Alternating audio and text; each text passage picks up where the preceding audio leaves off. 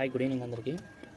ఈరోజు హనుమాన్ జయంతి సందర్భంగా నేను ఒక చిన్న మ్యాథమెటికల్ ఈక్వేషన్ చెప్పాలనుకుంటున్నా. హనుమంతుడి బలం గురించి పురాణాల ప్రకారం చెప్తున్నా. పురాణాల ప్రకారం అండ్ నేను సెర్చ్ చేసి మ్యాథమెటికల్గా, ఇంకొకటి మన ఇప్పుడు నమ్ముతున్న ఇంటర్నెట్ ఆధారంగా నేను సైంటిఫిక్గా రీసెర్చ్ చేసి నేను తెలుసుకున్నంతవరకు చెప్తున్నా. తప్పుంటే క్షమించండి. పూర్వము మన వాళ్ళు బలాన్ని లెక్కించడంని ఏ విధంగా లెక్కేస్తారంటే ఏనుగుతో సమానంగా లెక్కేస్తారనమాట. మహాభారతం లోపల భీముడి బలం ఎంత అంటే 10,000 గజాలు. గజం అంటే ఏనుగు. 10,000 గజాలు అయితే భీముడి బలం ఈజ్ ఈక్వల్ టు అన్నట్టు. ఆ విధంగా హనుమంతుడి బలం ఎట్లా ఉందంటే నేను చదువుతున్నా.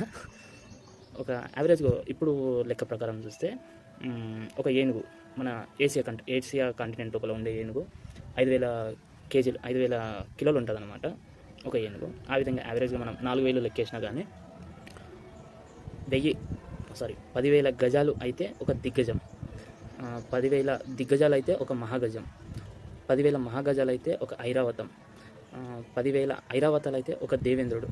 10,000 దేవేంద్రుడి బలం ఒకటైతే హనుమంతుడి ఒక వెంట్రుకతో సమానం అన్నమాట. ఈక్వేషన్ ఎట్లుందంటే నేను రాసుకున్నా, అర్థం కాకపోవచ్చు. ఈ విధంగా ఉంది. దీని లోపల ఇది హనుమంతుడి ఒక వెంట్రుక ఈజ్ ఈక్వల్ టు 10,000 దేవేంద్రుడి బలం. ఇది ఎంత వచ్చిందంటే 4 పక్కన 23 సున్నాల కేజీలు వచ్చింది. దీన్ని ఏమని పలుకుతారంటే 406 ట్రిలియన్ అనేసి పలుకుతారంట.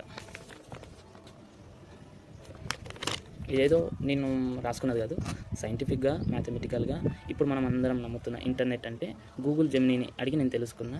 మీకు అంత డౌట్ ఉంటే నేను మీకు చూపిస్తాను. ఒక సెర్చ్ చేసింది గూగుల్ జెమినీనే చెప్పింది ఇది నాకు. థ్యాంక్స్. జై తెలంగాణ. హనుమాన్ జయంతి శుభాకాంక్షలు.